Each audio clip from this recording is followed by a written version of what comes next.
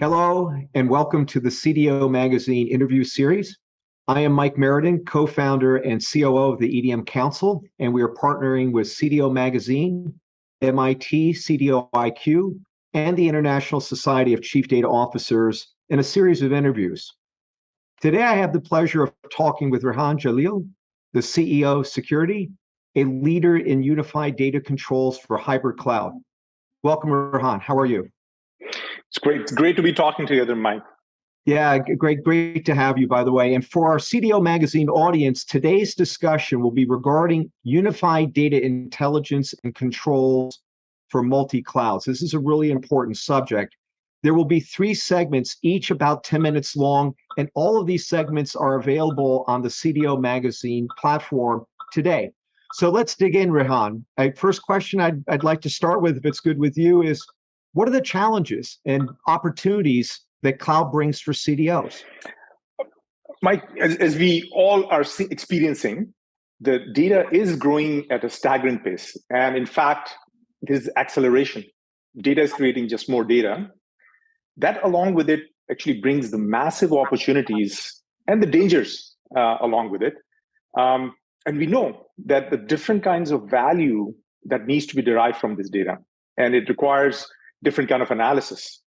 What cloud really brings is just massive scale and an auto scale where you're not managing these systems. There are many of these managed systems for you.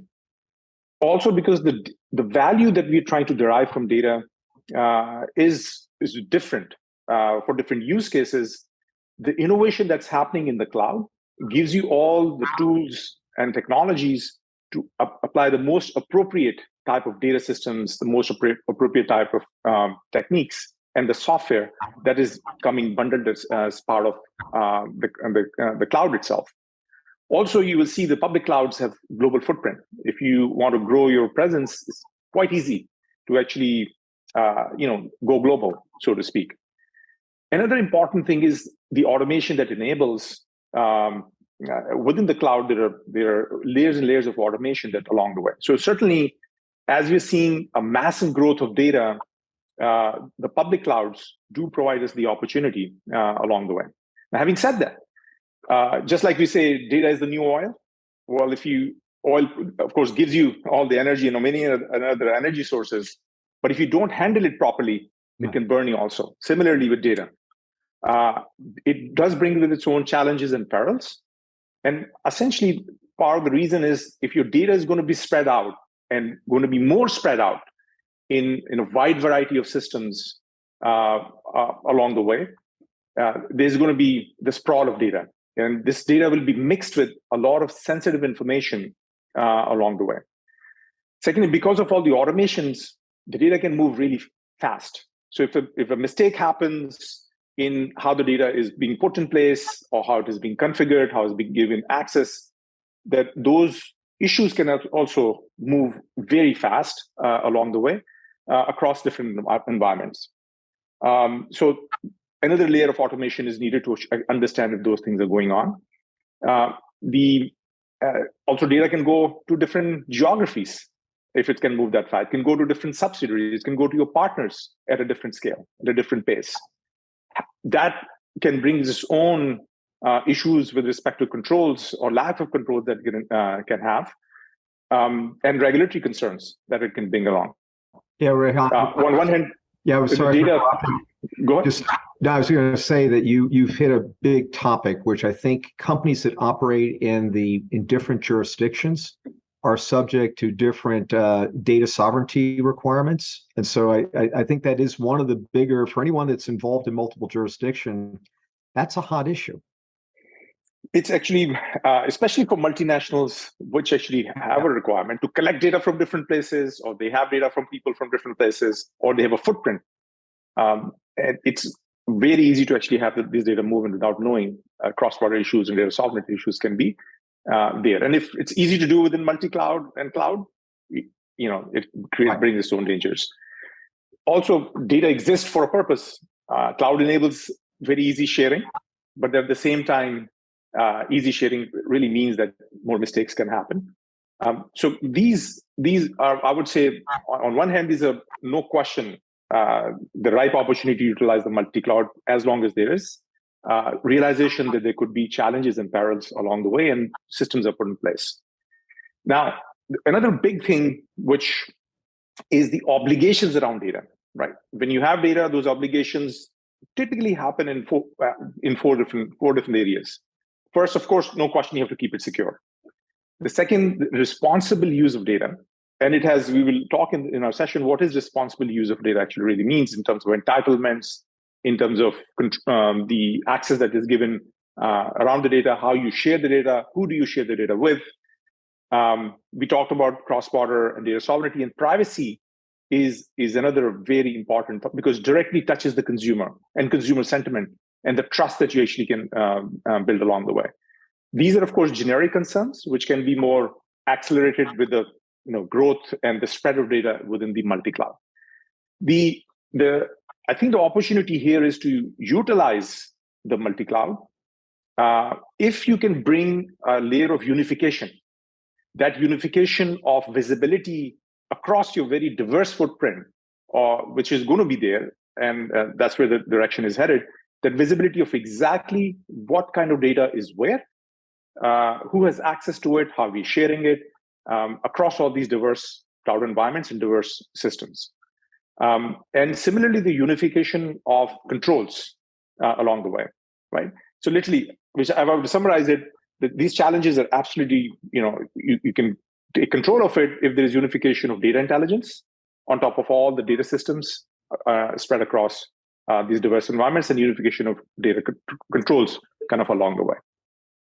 So Rehan, I'll share a short story and then move on to the question. It's the company spend a lot of time and investment into their on-prem environments. And we've heard stories where important data was lifted and shifted into cloud, but because of concern of security, all of it had to be 100% encrypted and very difficult to get access to, almost defeating the value of bringing that data into the cloud into the first place. So the idea, I think, if I'm getting this right, it'd be good to go into this next topic of the unification of data intelligence and what this means. But it seems that if there are not a series of controls, it's going to be hard to really get the value out of the data in cloud while having trust that you're doing it at the right level and the right granularity of control. So with that, what is this new era of unification of data intelligence? What does that really mean?